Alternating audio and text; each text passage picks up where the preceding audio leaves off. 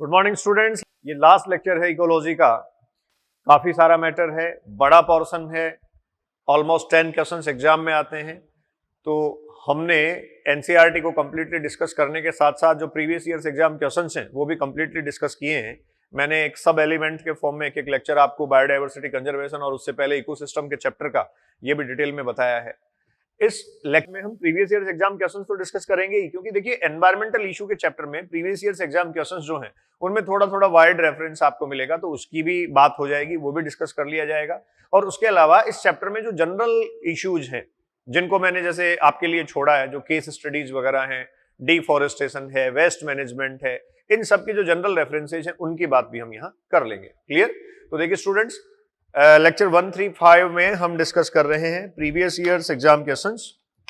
और ये जो प्रीवियस ईयर्स क्वेश्चंस हैं, प्रीवियस ईयर एग्जाम क्वेश्चंस, और आपको देखिए इसमें जो ऑप्शंस दे रखे हैं उन ऑप्शंस के आसपास का जो इंफॉर्मेटिव कंटेंट है, लॉजिक है, कंसेप्ट्स हैं, वो भी मैं बताऊंगा।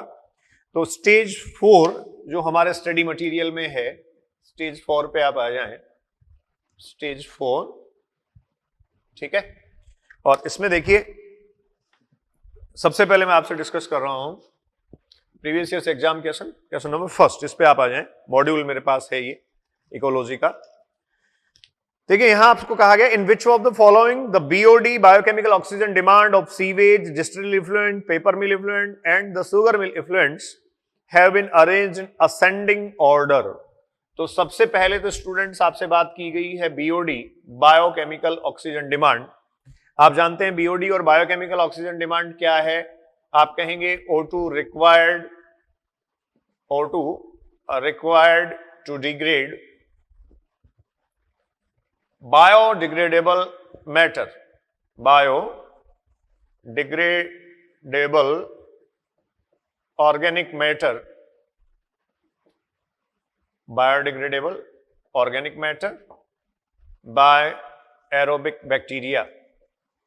जो एरोबिक बैक्टीरिया है वो biodegradable organic matter, biodegradable organic matter को डिग्रेड करने के लिए, एग्जैक्टली बायोडिग्रेडेबल ऑर्गेनिक मैटर जो है उस ऑर्गेनिक मैटर को डिग्रेड करने के लिए ये एग्जैक्टली जितना ऑक्सीजन अमाउंट रिक्वायर्ड होता है उसको बायोकेमिकल ऑक्सीजन डिमांड स्टूडेंट्स हम कहते हैं।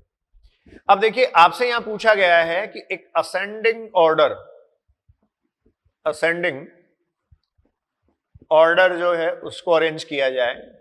तो जो मैटर आपको दे रखा है उसमें ऑर्गेनिक कंटेंट आप देख लें, किसमें organic content, degradable organic content जो मैंने लिखा ना, देखो बायोडिग्रेडेबल ऑर्गेनिक कंटेंट, जिसमें ज्यादा होगा उसको आप सबसे बाद रखेंगे असेंडिंग ऑर्डर, और जिसमें कम होगा उसको आप सबसे पहले रख लेंगे। तो देखो मुझे जहां तक लगता है इसमें शुगर मिल इफ्लुएंट्स जो है SE ये होना चाहिए।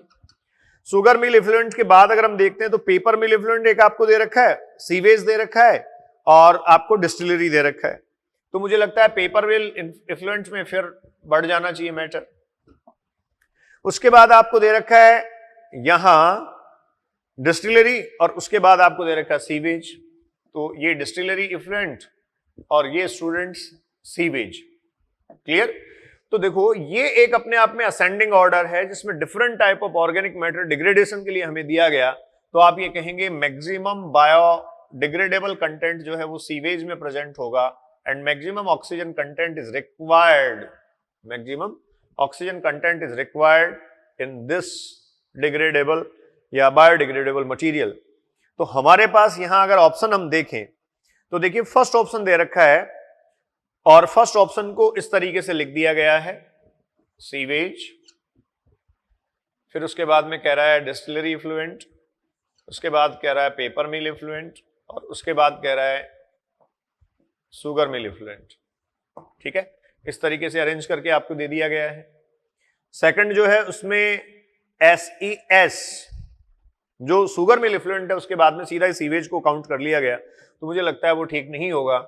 यहां आपके पास आंसर हो जाएगा ये फर्स्ट ऑप्शन, ठीक है, जिसमें शुगर मिल इफ्लुएंट में वो कह रहा है असेंडिंग ऑर्डर में, क्योंकि यहां डिग्रेड करने में ज्यादा ऑक्सीजन की रिक्वायरमेंट होगी। क्लियर?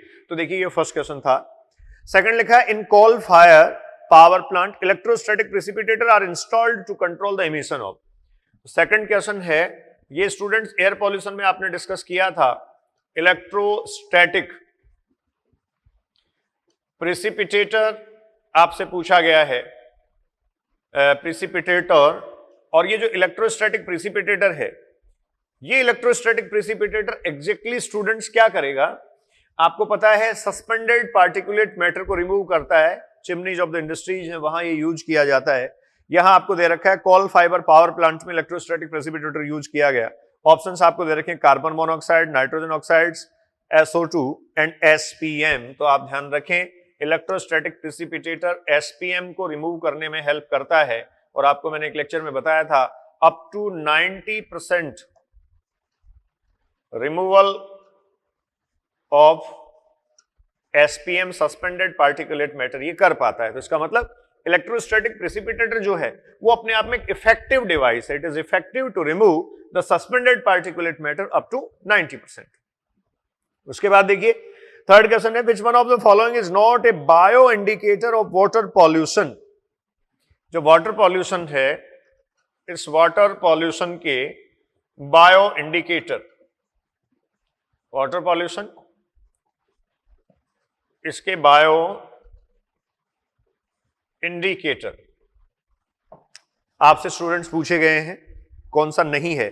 देखिए सीवेज फंगस डेफिनेटली होगा, ब्लड वॉर्म्स, स्लज वॉर्म्स ये भी होंगे, स्टोन फ्लाइज आपने अगर देखा हो तो आसपास पानी के आसपास उड़ते रहते हैं ऐसे फ्लाइज, तो बायो इंडिकेटर स्टोन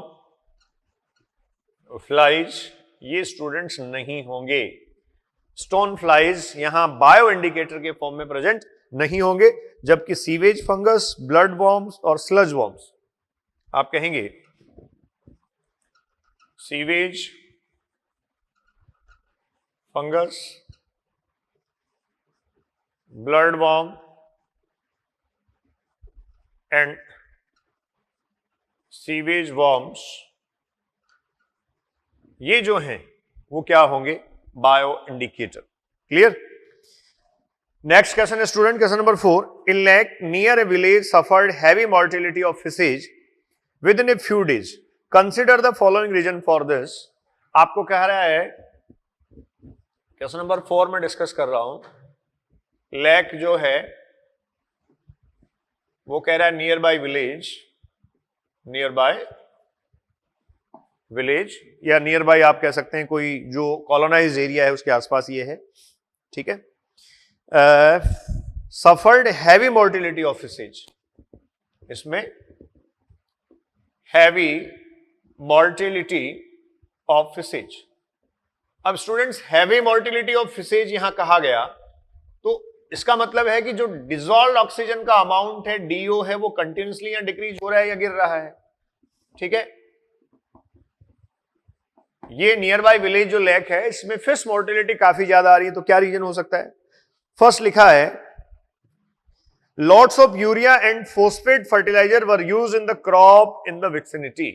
अगर देखिए यूरिया और फर्टिलाइजर्स यूज किए जाते, ए स्टेटमेंट में हम डिस्कस कर लेते हैं, ये फर्टिलाइजर्स अगर हम डिस्कस करते हैं यहां तो डेफिनेटली इन फर्टिलाइजर से स्टूडेंट्स आप ये कह सकते हैं एक्सेसिव ग्रोथ आती, लेकिन यूरिया एंड फोस्फेट लिखा है। आप ध्यान रखें फर्टिलाइजर्स जो हैं अगर उनमें नाइट्रोजन जैसे नाइट्रेट और जो फॉस्फेट है अगर इनका अबंडेंस होता है तो ये एक्सेसिव ग्रोथ करवा देते हैं। जैसे यूट्रोफिकेशन आप पढ़ते हैं तो यूट्रोफिकेशन ये करवा देते हैं और उस केस में वहां ऑक्सीजन ड्रेन आउट हो जाएगी, डिजॉल्व्ड ऑक्सीजन कम हो जाएगा, लेकिन यहां फर्टिलाइजर्स में यूरिया दे रखा है, इसका इंपैक्ट नहीं आना चाहिए, तो स्टेटमेंट ए जो है उसकी रेलेवेंसी यहां नहीं होगी।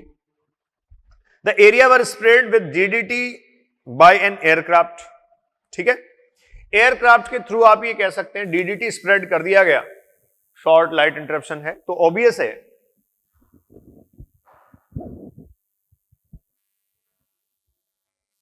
Hello hello hello DDT spread कर दिया गया। तो स्टूडेंट्स DDT के स्प्रेड करने से आप जानते हैं ये बायोमैग्निफिकेशन को रिप्रेजेंट करता है, और बायोमैग्निफिकेशन में जब आप लेक का एग्जांपल ले रहे हैं तो ऑब्वियस है कि यहां जो फिशेज हैं या लार्ज साइज फिशेज हैं उनकी डेथ में इसका रोल हो सकता है। क्योंकि डीडीटी जो है वो हाई ट्रॉफिक लेवल के ऑर्गेनिज्म में ज्यादा से ज्यादा एक्यूमुलेट होगा। फिर कह रहा है the lake water turn green and stinky. अब ग्रीन एंड स्टिंकी क्यों हो जाता है? वो एल्गल ब्लूम के कारण होता है। Algal Bloom, green and stinky, ये ठीक हो सकता है। Phytoplankton population in the lake decline initially thereby the greatly reducing photosynthesis. अगर फाइटोप्लैंक्टन की पॉपुलेशन डिक्लाइन हो जाएगी तो फोटोसिंथेटिक प्रोडक्टिविटी वहां नहीं आएगी, वहां सिस्टम ही सर्वाइव नहीं कर सकता। ठीक है। Which of the two of the above were the main cause of the fish mortality in the lake? तो एक से ज्यादा रीजन हो सकते हैं। तो देखिए फिश मोर्टिलिटी का कारण तो ये भी हो सकता है कि फाइटोप्लैंक्टन की जो पॉपुलेशन है वो बहुत कम हो गई, क्योंकि अल्टीमेटली फाइटोप्लैंक्टन पर ही डिपेंड करते हैं सारे, लेकिन ये डायरेक्ट रीजन नहीं हो सकता। अब हमारे पास ए, बी और सी बचे। इसमें ए को हमने रिजेक्ट इसलिए कर दिया क्योंकि उसमें यूरिया लिखा है, तो आपके पास स्टूडेंट्स यहां बच जाएगा बी एंड सी, जिसमें एक एल्गल ब्लूम फॉर्मेशन की बात की जा रही है और एक आप कह सकते हैं जो डीडीटी है, मतलब बायोमैग्निफिकेशन या डीडीटी के एक्यूमुलेशन की बात की जा रही है, जो फिश मोर्टिलिटी का कारण हो सकती है। नेक्स्ट क्वेश्चन पे मैं आ जाता हूं, क्वेश्चन नंबर 5।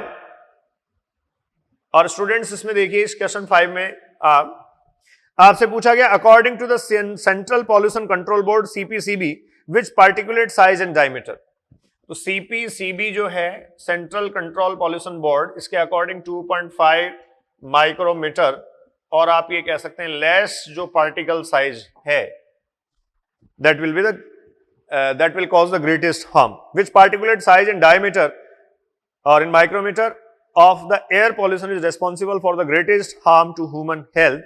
तो आप कहेंगे 2.5 और less। तो स्टूडेंट्स 2.5 और less जो है ये पार्टिकुलेट साइज जो होगी, सस्पेंडेड पार्टिकुलेट मैटर का ये जो साइज होगा, that will cause the greatest harm। Clear? तो यहां फर्स्ट ऑप्शन आंसर हो जाएगा आपके पास। Question number 6, which one of the following is the correct percentage of the 2 out of the total 4 greenhouse gases that contribute to the total global warming? सबसे ज्यादा global warming में कौन सी green house gases जो हैं वो maximum contribute करती हैं? ये कह रहा है one of the following is the correct percentage of the 2 out of total 4। तो आपको दे रखा है, देखिए question number 6, green house gases की बात हम यहां कर लेते हैं। आपको पता है जो CO2 है वो अकेला 60% है। ठीक है। ऑप्शन में आपको दे रखा है फर्स्ट CFC 14%, मेथेन 20%। सही तो है ये। CH4 ये 20% और CFC आपको दे रखा है स्टूडेंट्स 14%। नाइट्रोजन के ऑक्साइड्स जो हैं उनकी बात हम करते हैं तो वो हैं 6%। ये कॉम्बिनेशन होता है। अब जो पेयर हमें दे रखा है उसमें CO2 40%, सेकंड दे रखा है CFC 30%। पेयर ही गलत है, फर्स्ट सही है और चेक कर लेते हैं। थर्ड नाइट्रोजन ऑक्साइड 6%, लेकिन CO2 86%, ये गलत हो गया।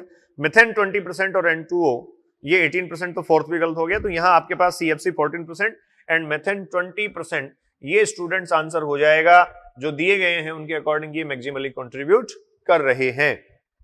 इसके बाद world summit on the sustainable development 2002 was held in. आपको पता है 2002 में जो है अर्थ समिट सस्टेनेबल डेवलपमेंट में 2002 में जो है वो ऑर्गेनाइज की गई और ये साउथ अफ्रीका में स्टूडेंट्स ऑर्गेनाइज की गई।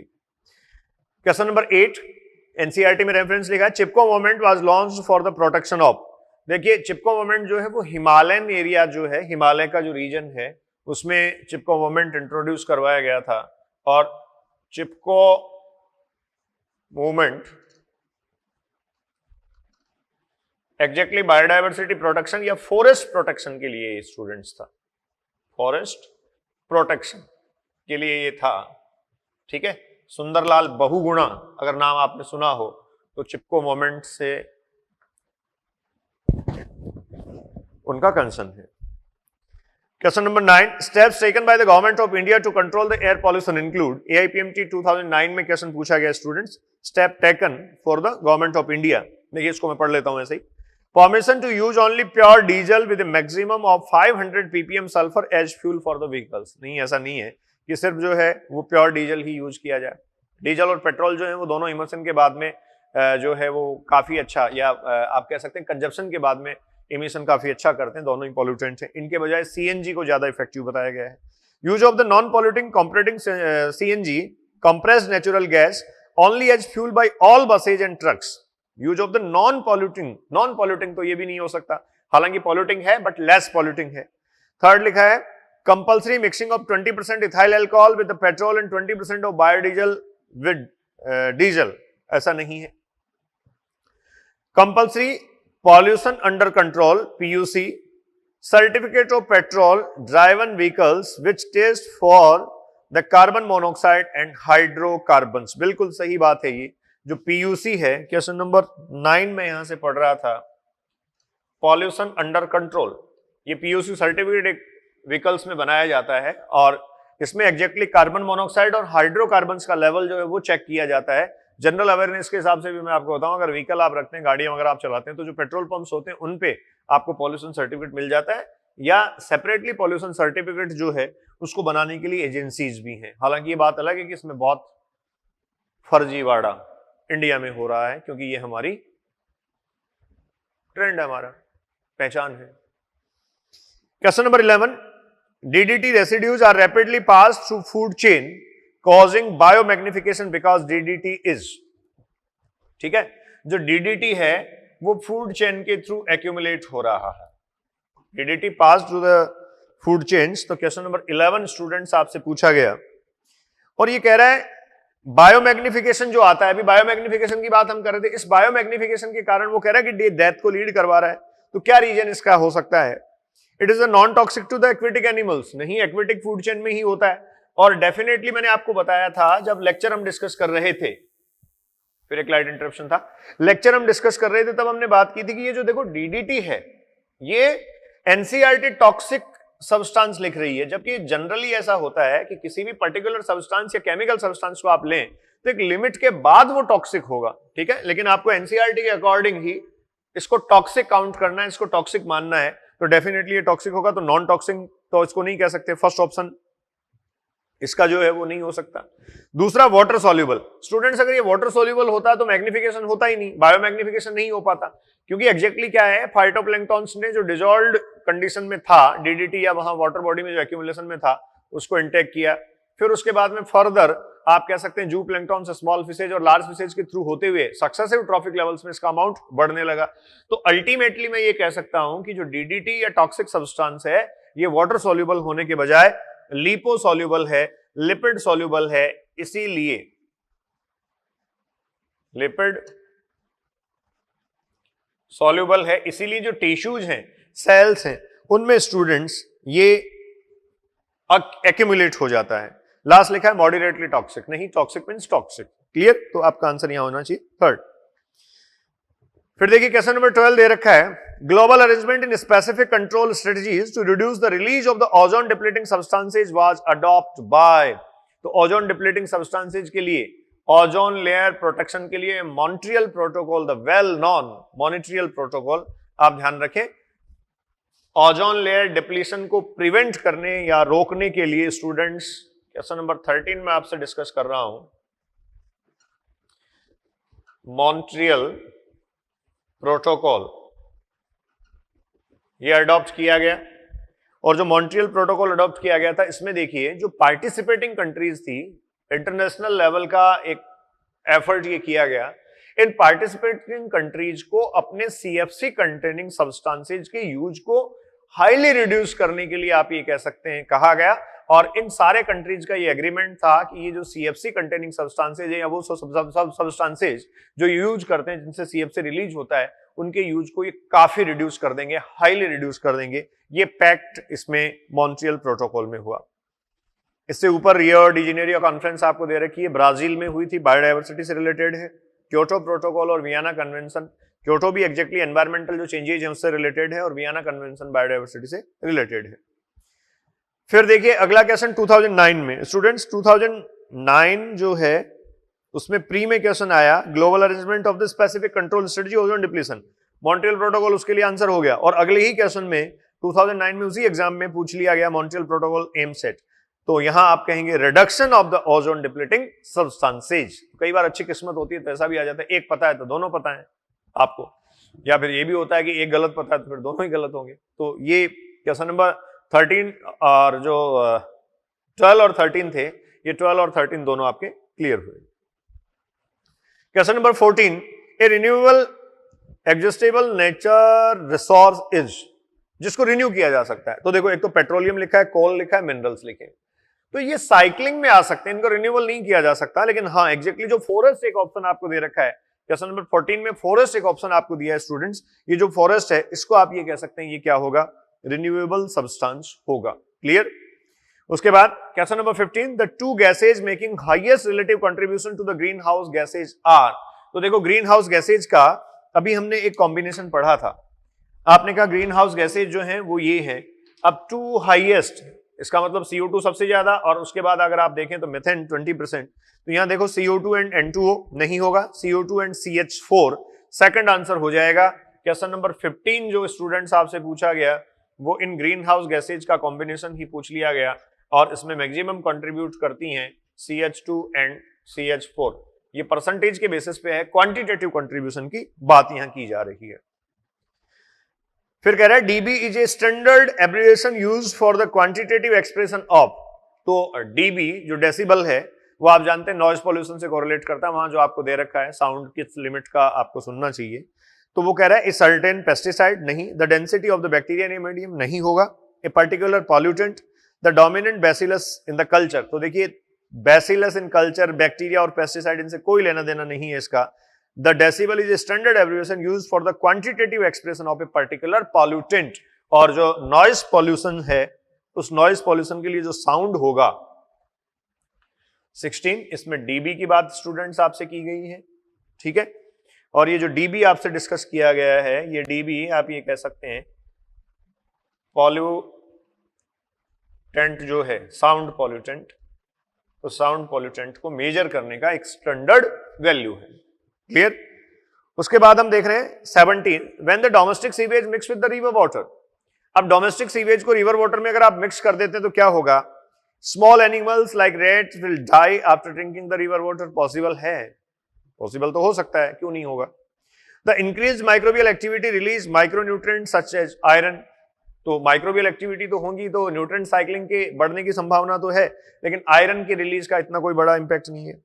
The increased microbial activity use up the dissolved oxygen. Definitely the increased microbial activity, अगर रिवर में आपने क्या किया, डोमेस्टिक सीवेज मिक्स कर दिया। तो क्वेश्चन नंबर 17 को यहां से मैं डिस्कस कर रहा हूं स्टूडेंट्स। आप ये कह रहे हैं रिवर जो है उस रिवर में सीवेज मिक्स किया गया। सीवेज मिक्स किए जाने का मतलब आप ये कह सकते हैं इसका जितना आप सीवेज मिक्स करोगे उतना ही बीओडी बढ़ जाएगा, और बीओडी बढ़ेगा इसका मतलब डिजॉल्व्ड ऑक्सीजन का अमाउंट कम हो जाएगा। बीओडी बढ़ेगा तो डिजॉल्व्ड ऑक्सीजन का अमाउंट कम हो जाएगा। दोनों का रिलेशनशिप अगर हम देखें तो ऐसा है,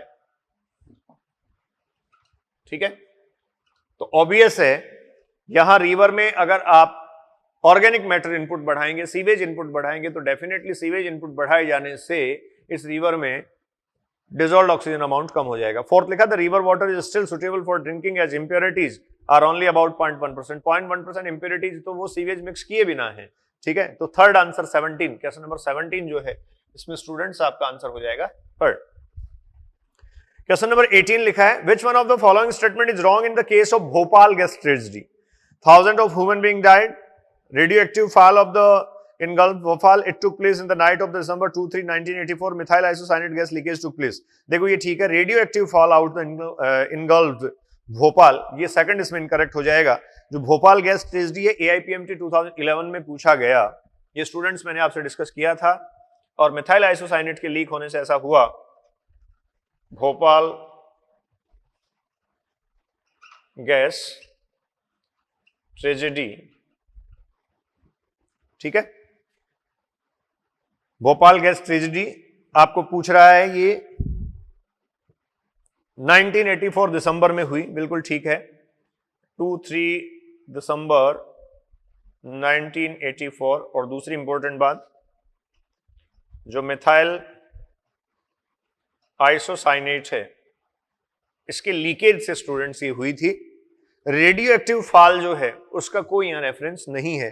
तो जो भोपाल गैस ट्रेजेडी के केस में रॉन्ग स्टेटमेंट है वो आपका हो जाएगा सेकंड, क्वेश्चन नंबर 18 सेकंड हो जाएगा, ठीक है। फिर देखिए क्वेश्चन नंबर 19 पे मैं आ रहा हूं। क्वेश्चन नंबर 19, ये आपको कह रहा है eutrophication is often seen in. Eutrophication कहां मिलता है आपको? यूट्रॉफिकेशन क्वेश्चन नंबर 19, और आपसे पूछा जा रहा है यूट्रॉफिकेशन। अब देखिए यूट्रॉफिकेशन क्यों होता है, तो जैसा आपने डिस्कस किया था, यूट्रॉफिकेशन का रीजन आपने स्टूडेंट्स डिस्कस किया था कि बेसिकली जो नाइट्रेट और फॉस्फेट है, ये न्यूट्रिएंट्स जो हैं, इन न्यूट्रिएंट्स की क्वांटिटी अगर बढ़ेगी तो इनकी क्वांटिटी बढ़ने से वहां एक्सेसिव ग्रोथ आएगी। फाइटोप्लैंक्टन से लेकर बाकी के जो ऑर्गेनिज्म हैं, वो जो फोटो ऑटोट्रोप्स हैं बेसिकली, वो एक्सेसिव ग्रोथ शो करेंगे और इससे क्या आ जाएगा? यूट्रॉफिकेशन। अब ऑप्शंस आपको दे रखे हैं, fresh water lake, mountains, ocean, desert. तो माउंटेन और डेजर्ट को तो हटा दो। ओशियन में आप ये कह सकते हैं पॉसिबल नहीं है, क्योंकि मैराइन हैबिटेट जो इतना इनलार्ज है उसमें यूट्रॉफिकेशन मतलब ऑफन सीन इन, जनरली कहां देखा जा सकता है? तो आप कहेंगे often fresh water lake, often fresh water lake. जैसे जैसे फ्रेश वाटर लेक में न्यूट्रिएंट्स की क्वांटिटी बढ़ती चली जाएगी, डेड ऑर्गेनिक मैटर बढ़ेगा, न्यूट्रिएंट्स की क्वांटिटी जैसे जैसे बढ़ेगी वैसे वैसे आप ये कह सकते हैं धीरे धीरे वहां जो फाइटोप्लैंक्टन से लेकर बाकी के जो फोटो ऑटोट्रॉप्स हैं उनकी ग्रोथ बढ़ेगी, एक्सेसिव ग्रोथ आती चली जाएगी, और ये जो होगा वो यूट्रॉफिकेशन को इंडिकेट करेगा। ऑफन सीन इन क्वेश्चन आपका है, यूट्रॉफिकेशन ऑफन सीन इन। तो आप ध्यान रखें, आंसर हमने मार्क किया है fresh water lake. Question number 20 में डिस्कस कर रहा हूं, विच one of the following is the wrong statement. AIPMT pre 2012 में स्टूडेंट्स पूछा गया, और क्वेश्चन नंबर 20 में कहा गया green house effect is a natural phenomenon. Definitely the green house effect is a natural phenomenon. Question number 20 में आपसे discuss कर रहा हूं, और ये कह रहा है ग्रीन हाउस इफेक्ट, इस पे बात की जा रही है। Definitely it is the natural phenomenon, ठीक है। फिर स्टूडेंट कह रहा है eutrophication is a natural phenomenon in fresh water bodies. Definitely अभी हम बात कर रहे थे जो फ्रेश वाटर बॉडीज हैं उनमें नेचुरल फिनोमिनन के फॉर्म में ये होता है, उनमें आप ये कह सकते हैं धीरे धीरे सब्सटेंसेज के एक्यूमुलेट होने से ऐसा। तो आपने कल्चरल और एक्सेलरेटेड भी पढ़ा और इसके अलावा नेचुरल यूट्रॉफिकेशन भी पढ़ा, दोनों टाइप के होते हैं। नेचुरल यूट्रॉफिकेशन होगा, कल्चरल और एक्सेलरेटेड होगा, वो तेजी से होगा, वो मैन एक्टिविटीज के कारण, मैन मेड एक्टिविटीज के कारण होता है। फिर उसके बाद आपको दिया गया है most of the forest have been lost in the tropical areas. Tropical areas में बहुत सारे जंगल या मोस्ट ऑफ फॉरेस्ट जो हैं वो क्या कर दिए गए हैं, लॉस में चले गए हैं, ठीक बात है।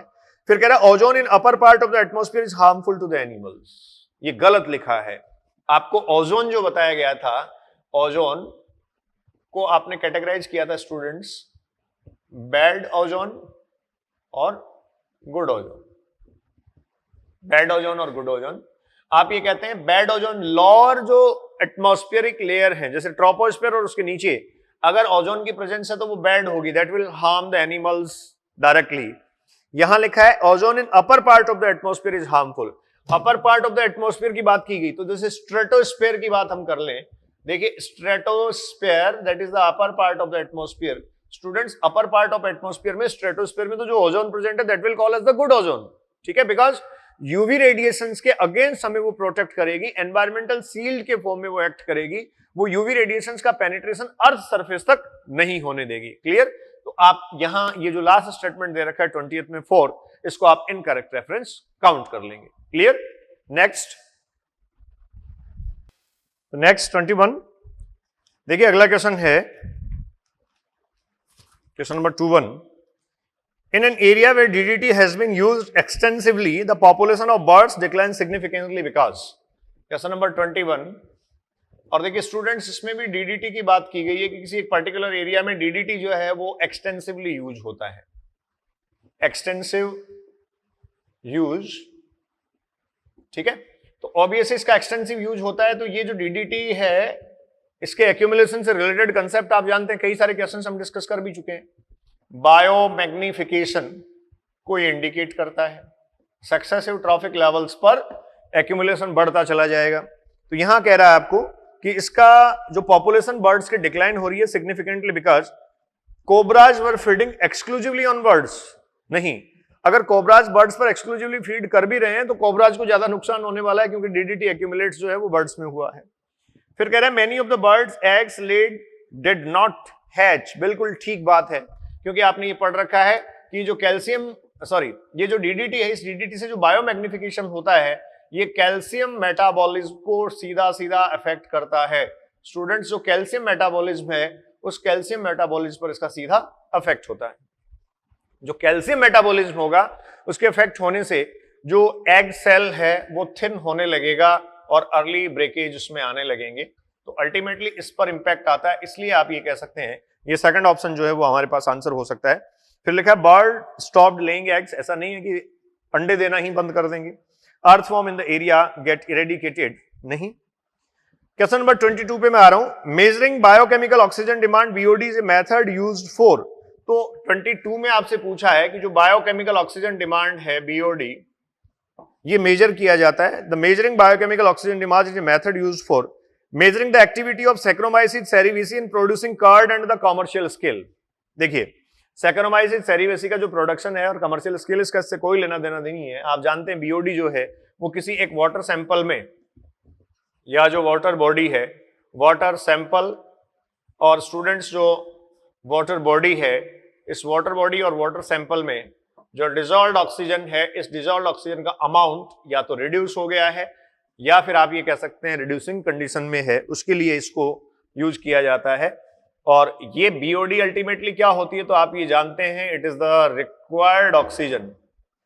ठीक है, ये ऑक्सीजन जो रिक्वायर्ड है, रिक्वायर्ड O2 और ऑक्सीजन फॉर रिक्वायर्ड ऑक्सीजन और O2, ऑक्सीजन रिक्वायर्ड है for the decomposition of aerobic, decomposition activity of the aerobic bacteria.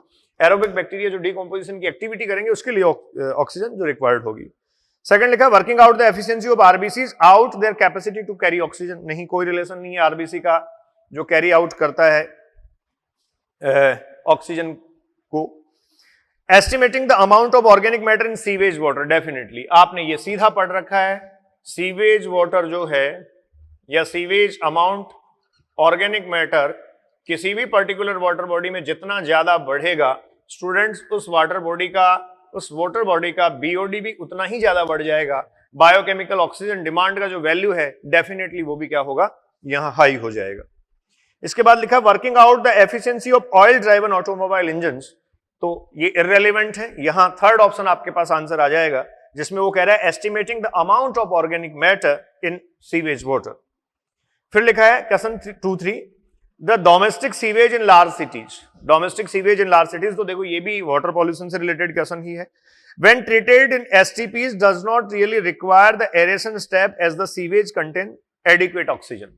देखिए, आपने ये पढ़ रखा है प्राइमरी और सेकेंडरी जो है ट्रीटमेंट फेज और प्रोसेस उसके होते हैं। माइक्रोब्स इन ह्यूमन वेलफेयर के चैप्टर में भी आपको दे रखा है। And definitely the aeration will be the required, क्योंकि एरोबिक बैक्टीरिया जो है वो बेटर डिकम्पोजिशन एक्टिविटी कर सकते हैं, या उनकी डिकम्पोजिशन एक्टिविटी जो होती है उसमें ऑक्सीजन रिक्वायर्ड होती है, तो एरेशन वहां मस्ट है। क्लियर। सेकंड लिखा है has very high amount of the suspended solid and dissolved salts. जो डोमेस्टिक सीवेज होता है वो कह रहा है high amount of suspended solids and dissolved salts का बहुत ज्यादा अमाउंट रखता है, ये नहीं जरूरी है। जो सस्पेंडेड सॉलिड सब्सटेंसेज हैं वो बहुत ज्यादा अमाउंट में हो, कम अमाउंट में हो, कोई परफेक्ट बेसिस आपके पास इसका नहीं है। फिर लिखा है has a high BOD as it contain both aerobic and anaerobic bacteria. Aerobic bacteria ठीक बात थी, एनारोबिक लिख दिया गया। फिर लिखा है the domestic sewage in large cities is processed by aerobic and then anaerobic bacteria and the secondary treatment sewage STP plants। बिल्कुल क्लियर लिखा है, पहले एरोबिक बैक्टीरिया की एक्टिविटी होती है, देन एनारोबिक बैक्टीरिया जो secondary treatment sewage treatment STP plants में किया जाता है उसके लिए फर्दर प्रोसीड कर दिया जाता है। तो स्टूडेंट्स क्वेश्चन नंबर 2-3 में आपके पास फोर्थ ऑप्शन हो जाएगा। Question number 2-4 Kyoto protocol was endorsed at. देखिए, ये क्योटो प्रोटोकॉल जो है वो COP3 से इसका कोरिलेशन है। आपको इसी मॉड्यूल में स्टूडेंट्स चैप्टर के लास्ट में इनका एक सीक्वेंस दे रखा है। ठीक है, आप ये जो कोप हैं, जो जितने सारे कॉन्फ्रेंसेज हुई हैं, इनका एक सीक्वेंस यहां से देख सकते हैं। और ये जो सीक्वेंस है देखिए, यूनाइटेड नेशन एनवायरमेंटल कॉन्फ्रेंसेज जो हैं ये लिखी गई हैं 2005 से लेकर आपके पास 2015 तक का डेटा इसमें है। तो आप अगर इसमें देखेंगे जो एनवायरमेंटल कॉन्फ्रेंसेज हैं उनकी डिटेल यहां से आपको मिल जाएगी। तो क्वेश्चन में पूछा आपसे गया है Kyoto protocol was endorsed at, तो आपको सीधे याद रखना है COP3 क्योटो प्रोटोकॉल। जो क्योटो प्रोटोकॉल है that was endorsed in the COP3। ठीक है, इन शॉर्ट इनको कॉप लिखा जाता है, जो एग्जैक्टली क्लाइमेटिक चेंजेस पर कॉन्फ्रेंसेज है। ठीक है, इसके बाद देखिए question number 25, global warming can be controlled by, global warming को कैसे कंट्रोल किया जा सकता है, नीट 2013 में क्वेश्चन पूछा गया। Increasing deforestation slow down the growth of the human population, ऐसा अगर आप करेंगे तो क्या ग्लोबल वार्मिंग को कंट्रोल किया जा सकता है? डिफोरेस्टेशन इंक्रीज करने का मतलब बढ़ेगी। Second, increasing deforestation reducing efficiency of energy use, increasing deforestation, deforestation को फिर कह रहा है इंक्रीज किया जाए, डेफिनेटली ग्लोबल वार्मिंग बढ़ जाएगी। थर्ड लिखा है रिड्यूसिंग डिफोरेस्टेशन, हाँ डेफिनेटली जो फॉरेस्ट एरियाज हैं उनको कट करना, the cutting down of the forest should be too slow और highly reduced, cutting down use of the fossil fuel, definitely देखिए reducing deforestation and cutting down use of the fossil fuel, ये दोनों ही perfect remedies हैं जो global warming को control करने में helpful हो सकती हैं। फिर लिखा है रिड्यूसिंग रिफोरेस्टेशन, रिफोरेस्टेशन को रिड्यूस करने के बजाय इंक्रीज करना चाहिए। तो यहां स्टूडेंट्स 25 जो है क्वेश्चन नंबर 25 नीट 13 में पूछा गया, इसका आंसर आपके पास हो जाना चाहिए थर्ड। क्लियर? इसके बाद हाँ जी, तो देखिए नेक्स्ट क्वेश्चन है 31, highest contribution by the greenhouse gas to total global warming. देखिए आरपीएमटी का क्वेश्चन ये है, स्ट्रीट पीएमटी पहले हुआ करती थी स्टूडेंट्स, ग्रीन हाउस गैसेज, और देखिए ग्रीन हाउस गैसेज पहले भी हम क्वांटिटी लिख चुके हैं, CO2 60%, जो एनसीईआरटी ने एक पाई चार्ट भी आपको दिया है। उसके बाद आप देखेंगे मेथेन CH4 20% है, उसके बाद CFC जो है वो 14% कंट्रीब्यूट कर रही है, और नाइट्रोजन ऑक्साइड्स जो है वो आप ये कहेंगे 6% कंट्रीब्यूट एग्जैक्टली कर रही है। ठीक है, ऑब्वियस है हाईएस्ट कंट्रीब्यूशन, क्वांटिटेटिव कंट्रीब्यूशन जो है वो किसका होगा? CO2। एनसीईआरटी के अकॉर्डिंग अगर क्वेश्चन आता है तो आपको हमेशा ध्यान रखना है हाईएस्ट कंट्रीब्यूशन CO2, हालांकि वाटर वेपर की भी प्रेजेंस है, लेकिन वाटर वेपर एनसीईआरटी ने डिस्कस नहीं किया है, सो हाईएस्ट प्रेजेंस CO2 की, ये क्वांटिटेटिवली। और क्वालिटेटिवली अगर देखा जाए, मोस्ट इफेक्टिव अगर आपसे पूछा जाए कभी, तो मोस्ट इफेक्टिव आप ध्यान रखें, ये जो ग्लोबल वार्मिंग और ग्रीन हाउस इफेक्ट है उसमें आप कहेंगे इन गैसेज के अलावा जो CFC है ये ओजोन लेयर डिप्लीशन में या ओजोन डिस्ट्रक्शन में इंपॉर्टेंट रोल प्ले करती है। प्रोसेस आपने पूरा पढ़ा है। Clear? 32, in A lake polluted with pesticides the highest level of pesticides will be found in, polluted lake आपको कह रहा है, और फिर उसके बाद में कह रहा है हाईएस्ट जो नंबर अमाउंट पेस्टिसाइड्स का है वो कहां होगा। तो देखो फूड चेन इसका हम देख सकते हैं, प्लैंक्टॉन्स लिखा है, ऑब्वियस है प्लैंक्टॉन्स में पहले फाइटोप्लैंक्टॉन्स होंगे, उसके ठीक बाद अगर आप देखेंगे तो स्टूडेंट्स जू प्लैंक्टॉन्स की एग्जिस्टेंस यहां होगी, उसके बाद आपको हाइड्रोफाइट्स दे रखे हैं, फिशेस दे रखी हैं। तो हाइड्रोफाइट्स जो हैं वो प्लांट्स हैं, अब उनको कहाँ एडजस्ट आप करते हैं, फाइटोप्लैंक्टॉन्स के साथ ही प्लांट्स हाइड्रोफाइट्स को आप एडजस्ट कर सकते हैं। ठीक है, और फिर उसके बाद में फिशेज आपको दे रखी हैं, तो जू प्लैंक्टॉन्स जो हैं इनको फिशेज प्रीडेट करती हैं। ऑब्वियस स्टूडेंट्स इसके हिसाब से आपको फिशेज के ठीक ऊपर वाटर बर्ड्स दिए गए हैं, और जो वाटर बर्ड्स हैं ऑब्वियस है ये वाटर बर्ड्स जो फिश ईटिंग बर्ड्स हैं, इन फिश ईटिंग बर्ड्स को मैक्सिमम हार्म होगा। क्लियर? मैक्सिमली हार्म कौन होंगे? Water birds. Question number 33, which one is the wrongly matched. देखिए यहां रॉन्गली मैच्ड आपसे पूछा है, और आपको यहाँ IUCN दे रखा है, UNEP दे रखा है, IPCC दे रखा है और SAGES दे रखा है। इस क्वेश्चन का एक बेनिफिट ये है कि कम से कम 3 आपको करेक्ट फॉर्म दे रखे हैं, और चौथा आपको इनकरेक्ट है तो वो भी हम करेक्ट पता कर लेते हैं, तो 4 एस्पेक्ट्स, 4 बातें आपकी क्लियर हो जाएंगी। IUCN, International Union for the Conservation of Nature and Natural resources. Students question number 33 में आपसे डिस्कस कर रहा हूं। एक आपको दे रखा है IUCN, लिख देता हूं सारे में, एक दे रखा है आपको UNEP, United Nation environmental protection programme, IPCC, ये आप जानते हैं intergovernmental panel on the climatic change होता है, और एक आपको दे रखा है SAGES। ठीक है, तो देखिए यहां लिखा IUCN, International Union for the Conservation of Nature and Natural Resources, सही दे रखा है। UNEP, United Nations environmental panel, गलत बात है, ये होगा United Nations environmental programme, United Nations environmental programme.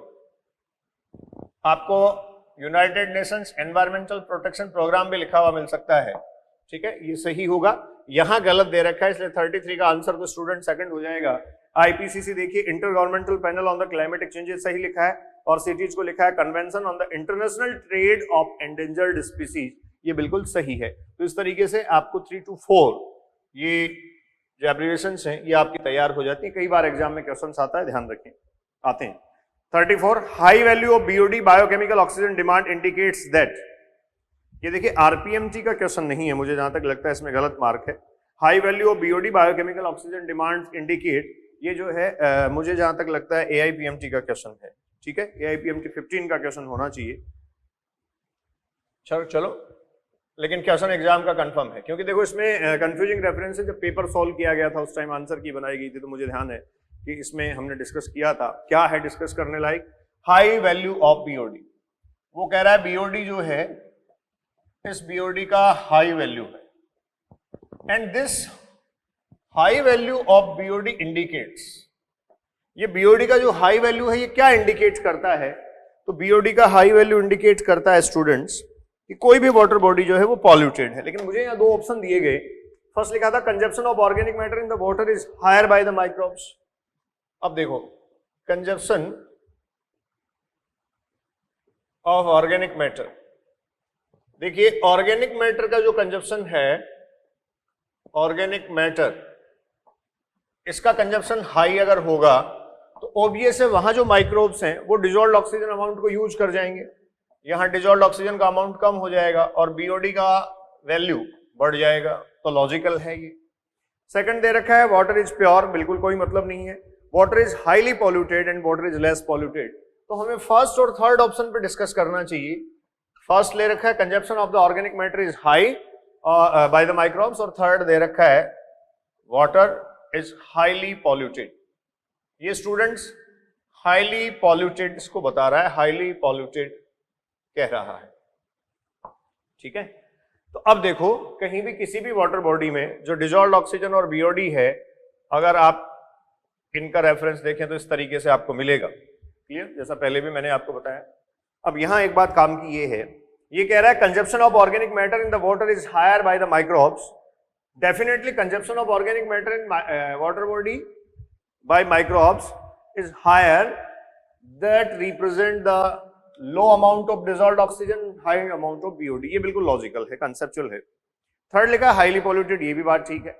अब देखो, हमने अगर हम लॉजिकली देखें, मतलब जैसे कोई एक वाटर बॉडी पॉल्यूटेड है, मेरा अपना एक ओपिनियन है कि कोई वाटर बॉडी अगर पॉल्यूटेड है तो किसी को BOD का नॉलेज अगर नहीं हो तब भी तो वो कह सकता है देखिए कि वाटर बॉडी पॉल्यूटेड है, ठीक है।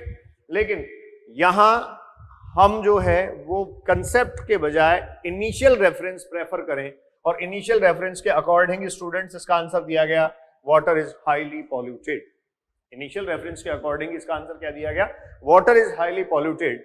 जबकि मेरा अपना मानना ये था, उस टाइम भी था, कि एग्जैक्टली वाटर बॉडी अगर पॉल्यूटेड है तो BOD की जरूरत नहीं है, जो नॉन बायोलॉजिकल पर्सन है या इवन इलिटरेट पर्सन जो है वो भी देख के बता सकता है कि वाटर बॉडी जो है वो पॉल्यूटेड है। लेकिन यहां इनिशियल रेफरेंस को लेते हुए आंसर कहा गया water body is highly polluted because the value of BOD is high, ठीक है। यहां कंजप्शन ऑफ ऑर्गेनिक मैटर जो है वो सेकेंडरी एस्पेक्ट है, ठीक है, वो मैकेनिज्म या प्रोसेस की बात करता है। तो आपको यहां आंसर ध्यान रखें, water body is highly polluted दिया गया, water is highly polluted, clear. ये था क्वेश्चन नंबर 3, 4। इसके बाद स्टूडेंट्स क्वेश्चन नंबर 3, 5, और ये मुझे कंफर्म है, ये यहां गलत लिखा है, AIPMT 15 में आया था ये। AIPMT 15 का जो पेपर था उसमें शायद क्वेश्चन ये था, ठीक है। Question number 35, the UN conference of parties on climatic changes in the year 2011 was held. तो आप कहेंगे जो UN कॉन्फ्रेंस है, देखिए 35 में UN कॉन्फ्रेंसेज आपको दे रखी हैं, यूएन कॉन्फ्रेंसेस, मैंने आपको पहले भी एक क्वेश्चन के रेफरेंस में बताया था कि यूएन कॉन्फ्रेंसेस की एक डिटेल 2010 से लेकर 5 से लेकर आपको जो है वो 15 तक दे रखी है हमने, वहां से आप देखें। 2011 का जो यूएन कॉन्फ्रेंस था वो साउथ अफ्रीका के डरबन में, SA साउथ अफ्रीका में स्टूडेंट्स ऑर्गेनाइज किया गया। 36 Which of the following is not one of the prime health risks associated with greater UV radiations through the atmosphere due to the depletion of stratospheric ozone? ठीक है, तो prime health risk इनमें से कौन सा नहीं है? क्वेश्चन नंबर 36 जो है स्टूडेंट्स, दो कंपोनेंट हैं इसके। पहले ये कह रहा है विच of the following is not one of the prime health risk, ठीक है, तो कौन सा प्राइम हेल्थ रिस्क नहीं है ये आपको देखना है। लेकिन साथ में वो कह रहा है that is associated with greater UV radiations through the atmosphere due to the depletion of stratospheric layer. अगर स्ट्रेटोस्फेरिक लेयर डैमेज हो रही है या रिस्ट्रिक्शन उसमें आ रहा है और उससे यूवी रेडिएशन पेनिट्रेट करते हैं, तो इनमें से कौन सा प्राइम हेल्थ रिस्क नहीं है?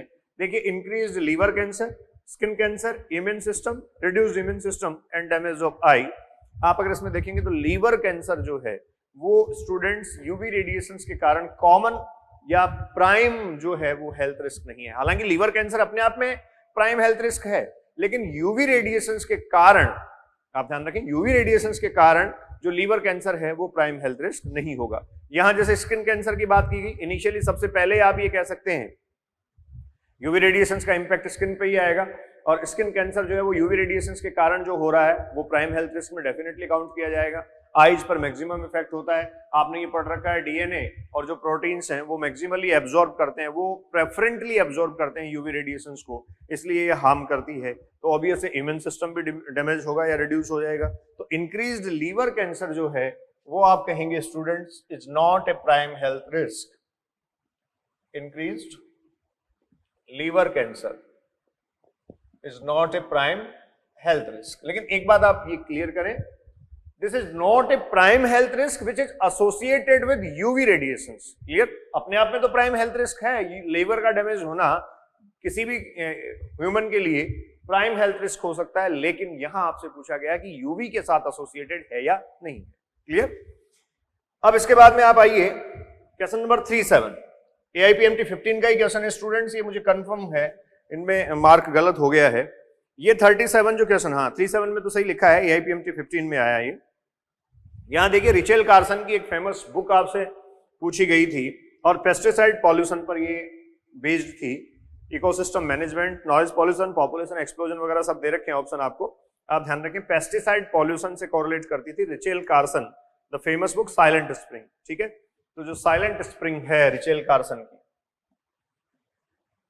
साइलेंट स्प्रिंग, ये जो है वो है पेस्टिसाइड पॉल्यूशन। पेस्टिसाइड पॉल्यूशन जो है वो एग्जैक्टली स्टूडेंट्स इंडिकेट करती है। इसके बाद 38, acid rain is caused by increase in the atmospheric concentration of. Acid rain, ये स्टूडेंट्स लेक्चर नंबर 132 में हमने डिस्कस किया है डिटेल में। एसिड रेन एयर पॉल्यूशन में काउंट होता है और आपको ध्यान होना चाहिए CO2, कार्बन मोनोऑक्साइड नहीं होंगे, ओजोन और डस्ट नहीं होगा, SO2 एंड NO2। आप ध्यान रखें, एसिड रेन जो है, इस एसिड रेन के लिए एग्जैक्टली जो रिस्पॉन्सिबल फैक्टर हैं वो SO2 एंड NO2।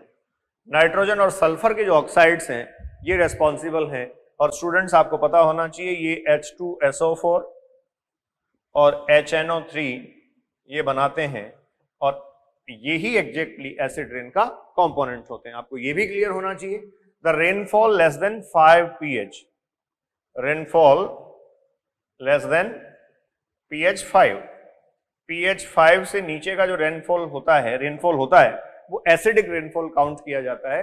वैसे ऑर्डिनरी रेन जो होता है उसका रेनफॉल होता है 5.62 6.5 pH।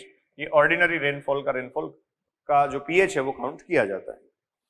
Question number 39, increase in the concentration of a toxicant at successive trophic level is known as. जैसे DDT का एग्जांपल एक स्टूडेंट्स आपने लिया था, तो क्वेश्चन नंबर 39 में आपसे डिस्कस कर रहा हूं। 39 में वो कह रहा है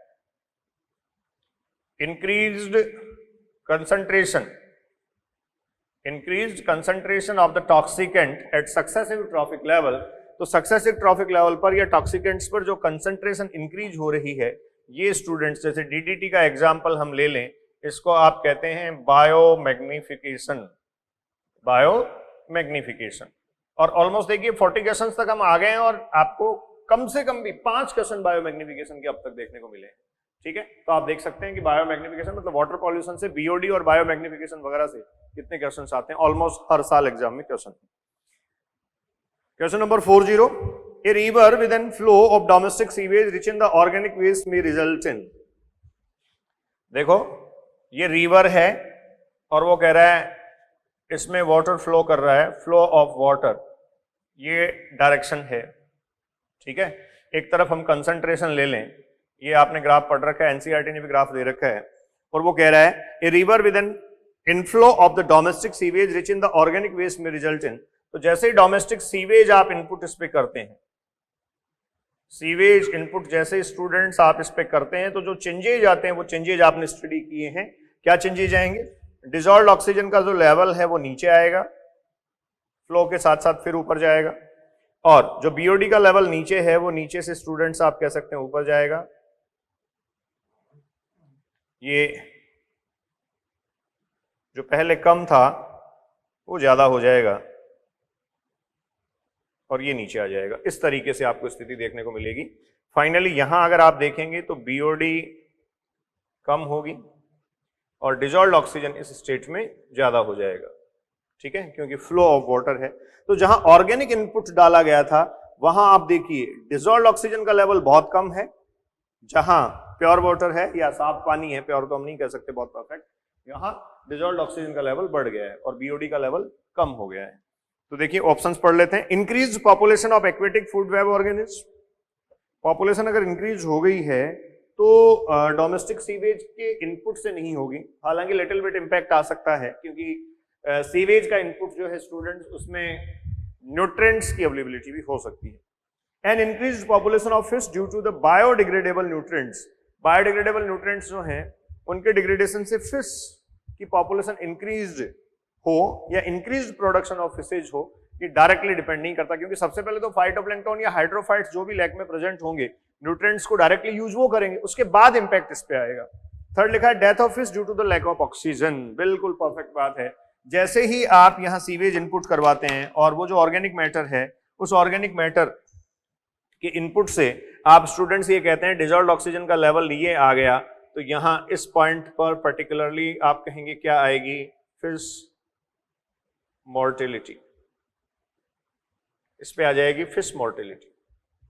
ठीक, फिश मॉर्टेलिटी इस पे आ जाएगी। और ये जो फिश मॉर्टेलिटी है ये एग्जैक्टली इसलिए आई है क्योंकि डिसॉल्व्ड ऑक्सीजन का लेवल स्टूडेंट्स यहां क्या हुआ है? कम हो गया है। क्लियर? इसके ठीक बाद हम डिस्कस कर रहे हैं क्वेश्चन नंबर 4.1 पे आप आइए। Depletion of which gas in the atmosphere can lead to the increase incidence of skin cancer.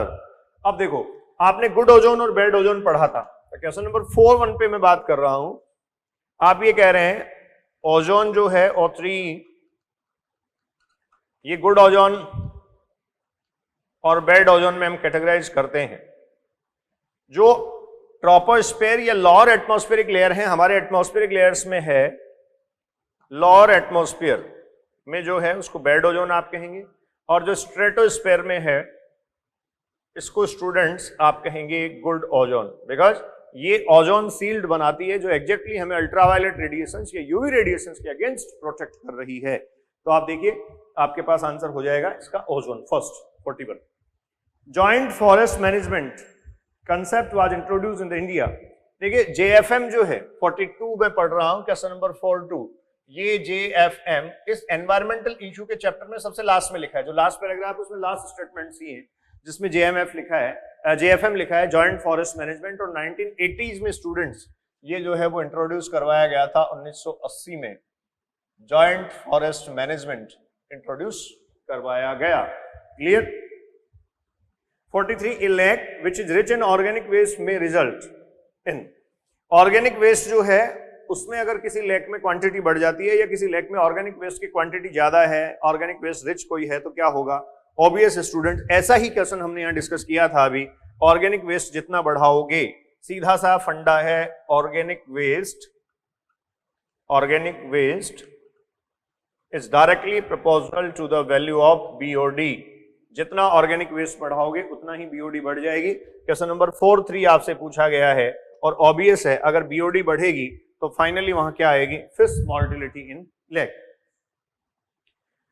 44 the highest DDT concentration in aquatic food chain shall occur in. तो देखो इसमें दे रखा है आपको एल, सीगल, क्रैब और फाइटोप्लैंक्टन।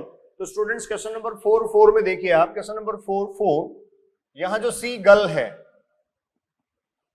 ये seagull आप कह सकते हैं हाईएस्ट पोजीशन पे होता है। सीगल ये मैं कह सकता हूं ये होता है टॉप कंज्यूमर, हाईएस्ट पोजीशन पे होता है। तो ऑब्वियस है बायोमैग्निफिकेशन या डीडीटी के मैग्निफिकेशन के कारण यहां इसको सबसे ज्यादा हार्म होने वाला है। ये टॉप कंज्यूमर है, ये प्रीडेट करेगा अपने से नीचे वाले ऑर्गेनिज्म को। बेसिकली ये फिश ईटिंग बर्ड ही है। 45 which one of the following statement is not valid for aerosols. जो एरोसोल स्प्रे है उसकी बात की गई है। They alter rainfall and monsoon patterns, नहीं ऐसा नहीं है। They cause increased agricultural productivity, दूसरा लिखा है। तो एरोसोल जो है वो क्या है, बेसिकली पॉल्यूटेंट की बात हम करते हैं। जैसे एरोसोल स्प्रे वगैरह में हमने कहा था सीएफसी कंटेनिंग सब्सटेंसेज हो सकते हैं, हाइड्रोकार्बन्स उसमें हो सकते हैं। तो जो है वो रेनफॉल पैटर्न को या मानसून पैटर्न को वो अल्टर लिटिल बिट कर सकता है। बहुत ज्यादा इफेक्ट तो या डायरेक्टली इफेक्ट तो आपको देखने को नहीं मिलेगा, लेकिन इसको अगर मैं सीधा कनेक्ट करूं कि जैसे एरोसोल स्प्रे वगैरह है उसमें पॉल्यूटेंट्स हैं, पॉल्यूटेंट्स एनवायरनमेंट में जैसे ही बढ़ेंगे तो एनवायरनमेंट की जो साइक्लिंग है उस पर इंपैक्ट आएगा। तो ऑब्वियस है फिर रेनफॉल पैटर्न और मानसून जो है वो ये चेंज कर सकता है। सेकंड आपको दे रखा है they cause increase agriculture productivity. Pollutant है, एग्रीकल्चरल प्रोडक्टिविटी तो किसी भी केस में जो है वो इंक्रीज नहीं कर सकता। सेकंड नहीं होना चाहिए आंसर, यहाँ वैलिड नहीं होना चाहिए। थर्ड लिखा they have negative impact on agriculture land, obvious है। अब 2 और 3 में से तो एक ही आपको लेना पड़ेगा, तो थर्ड यहाँ सही है। पॉल्यूटेंट्स जो हैं एरोसोल्स उनके केस में। फोर्थ लिखा they are harmful to human health, definitely pollutants they are also harmful for the human health. ठीक है, तो ये स्टूडेंट्स आपके पास सेकंड आंसर 45 का हो जाएगा। 4.6 which of the following is a secondary pollutant, SO2, CO2, carbon monoxide and ozone. देखिए आपने पढ़ रखा है प्राइमरी और सेकेंडरी पॉल्यूटेंट किसको आप कहेंगे, तो आप ये कहते हैं कि जो सीधा सोर्स से इमिट होता है डायरेक्ट वो प्राइमरी पॉल्यूटेंट है, लेकिन जिसका इमिशन जो है वो प्राइमरी पॉल्यूटेंट्स के केमिकल रिएक्शन से होता है वो स्टूडेंट्स क्या होगा, सेकेंडरी पॉल्यूटेंट। तो यहां आपके पास क्वेश्चन नंबर 4.6 में जो ओजोन है, ये ओजोन स्टूडेंट्स सेकेंडरी पॉल्यूटेंट के फॉर्म में आप देख सकते हैं, क्योंकि CO2, कार्बन मोनोऑक्साइड और सल्फर ऑक्साइड्स जो हैं ये सब डायरेक्टली सोर्स से इमिट होते हैं। World ozone day 16 September it celebrated, world ozone day celebrated on, मैं थोड़ा सा जैसे अति उत्साह होता है ना, आपको भी होता है कई बार, क्वेश्चन पढ़ने से पहले ही बोल गया, वो मुझे दिख गया। 16 सितंबर को स्टूडेंट्स ओजोन डे सेलिब्रेट किया जाता है। ओजोन परत जो है उसके लिए वर्ल्ड ओजोन डे सेलिब्रेट किया जाता है। इसके बाद इन stratosphere which of the following element act as the catalyst in the degradation of ozone and release the molecular oxygen। तो इसमें ओजोन लेयर डिप्लीशन का पूरा प्रोसेस आपने पढ़ा है। आपने ये पढ़ा था कि जो क्लोरोफ्लोरोकार्बन्स हैं इनमें देखिए जैसे CFCl3, अब यूवी रेडिएशंस का इंपैक्ट इस पे आएगा तो ये CFCl2 में कन्वर्ट हो जाएगा और आपको फ्री रेडिकल क्लोरीन देगा। ये एग्जैक्टली ओजोन को तोड़ता है, ये एग्जैक्टली ओजोन को जो है वो क्या करता है, डैमेज करता है। तो यहां chlorine. 4.9 match the items given in the column first, those in the column second and select the correct option given below. NEET 18 में पूछा गया आपसे। देखिए यूट्रोफिकेशन क्या है, ऑब्वियस है आप जानते हैं, न्यूट्रिएंट एनरिचमेंट हो जाता है, उसके कारण जो एक्सेसिव ग्रोथ होती है वहां फाइटोप्लैंक्टन्स एंड अदर ऑर्गेनिज्म की। फिर लिखा है सैनिटरी लैंडफिल, ये स्टूडेंट्स वेस्ट मैनेजमेंट में दे रखा है। ठीक है, आपको एनसीईआरटी थोरोली पढ़नी है, मतलब जो टॉपिक्स हमने डायरेक्टली लेक्चर डिस्कस नहीं किए क्योंकि बिल्कुल थ्योरी है, बिल्कुल थोरोली पढ़ने वाला मैटर है, इसलिए हमने उसको ज्यादा डिस्कस नहीं किया है। लेकिन मैंने आपको कहा था कि क्वेश्चंस के साथ मैं आपसे बात कर लूंगा। तो सैनिटरी लैंडफिल जो है वो एग्जैक्टली वेस्ट डिस्पोजल से कोरिलेट करेगा। Slow blindness, UV radiation, ultraviolet radiation का इंपैक्ट, कैटरेक्ट हुआ, स्लो ब्लाइंडनेस हुआ, स्किन कैंसर हुआ, ये एनसीईआरटी ने दिए हैं, हमने वहां डिस्कस भी किए हैं। और झूम कल्टीवेशन, ये एग्जैक्टली स्टूडेंट्स जो डिफॉरेस्टेशन, फॉरेस्टेशन का पार्ट आपको दे रखा है उसमें मेंशन किया गया है। जो झूम कल्टीवेशन है इसके लिए हम कह सकते हैं ये डिफॉरेस्टेशन से कोरिलेट करता है।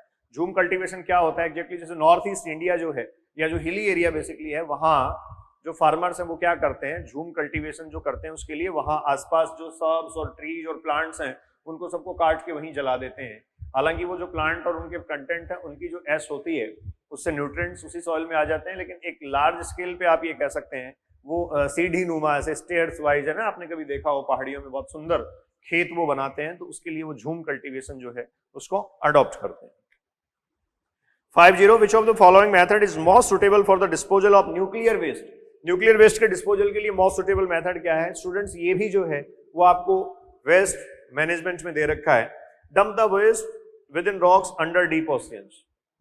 Dump the waste within rocks under deep oceans. Deep oceans में और रॉक्स में कहां वेस्ट को आप डंप करने जाएंगे, बहुत मुश्किल काम है और वैसे यूजुअली होता भी नहीं है।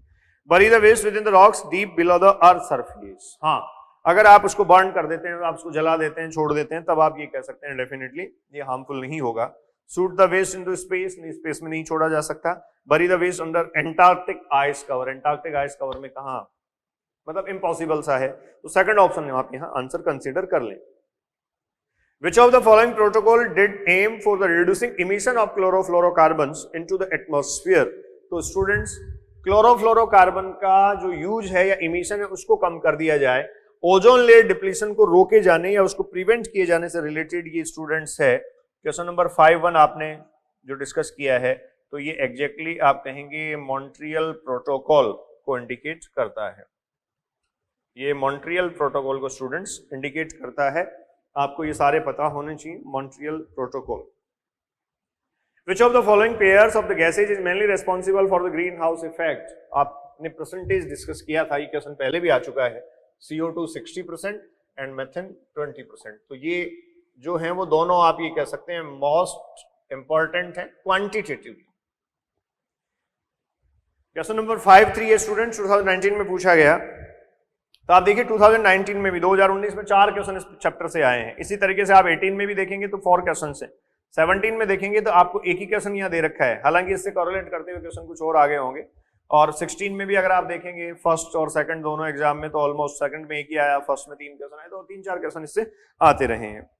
Due to the increasing airborne allergens and pollutants, many people in urban areas are suffering from respiratory disorders causing wheezing due to.